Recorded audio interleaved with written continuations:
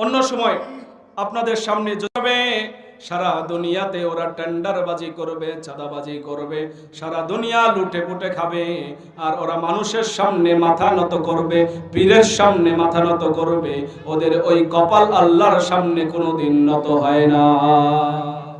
কথা বলেন ঠিক কিনা? তাহলে ভয় করতে হবে কারে? আরো জোরে বলেন কারে? ভয় করতে হবে আল্লাহকে। আল্লাহ রাব্বুল আলামিনকে যদি ভয় করতে পারি তাহলে আমরা মুমিন হব। আর যদি আল্লাহকে কেউ ভয় না করে, ওর হালাল এবং হারাম সব মিলেমিশে একাকার হয়ে যায়। হযরত ওমর রাদিয়াল্লাহু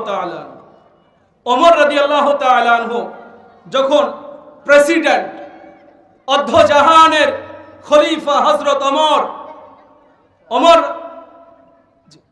ওমর রাদিয়াল্লাহু তাআলা আনহু অর্ধজাহানের খলিফা, তো তিনি একদিন এই কাহিনীটা বলে শেষ করব, সর্বোচ্চ 5 মিনিট। অর্ধজাহানের খলিফা হযরত ওমর, একদিন হযরত ওমর রাস্তায় বের হলেন তার এলাকাকে দেখার জন্য। ওমর রাদিয়াল্লাহু তাআলা আনহু তার 2 জন সফর সঙ্গী নিলেন। একজনের নাম হলো হযরতে আলী, আরেকজনের নাম হযরতে ওসমান রাদিয়াল্লাহু তাআলা। 2 জনকে নিয়ে তার এলাকা ঘোরার জন্য বের হলেন। 2 জনকে 2 পাশে দিলেন, যে আলী তুমি এক পাশে যাও, ওসমান তুমি আরেক দিকে যাও, আমি আরেক দিকে যাই, আমি এলাকাটা ঘুরে ঘুরে দেখব। এই রকম করে ঘোরাঘুরে দেখতে হঠাৎ করে সামনে দেখলেন যে একজন বৃদ্ধ মহিলা তার সামনে বসে বসে কান্নাকাটি করতেছেন। বৃদ্ধ মহিলাকে দেখে হযরত ওমর তার সামনে এসে হাজির হলেন।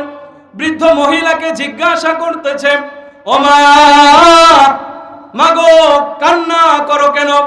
বৃদ্ধ মহিলা বলতেছে, আমাদের এলাকার আমিরুল মুমিনিন, আমাদের এলাকার প্রেসিডেন্টের নাম নাকি ওমর।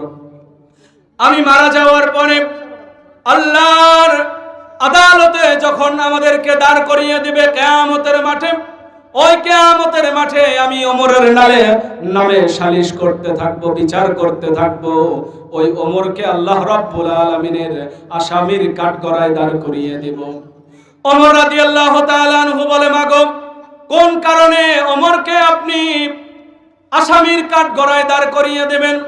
মহিলা বলতেছে, ওমরকে আমি এই কারণেই আসামির কাঠগড়ায় দাঁড় করিয়ে দেব, কারণ হলো ওমর আমার কোনোদিন খোঁজ খবর রাখে নাই। ওমর আমার কোনোদিন খোঁজ খবর রাখে নাই।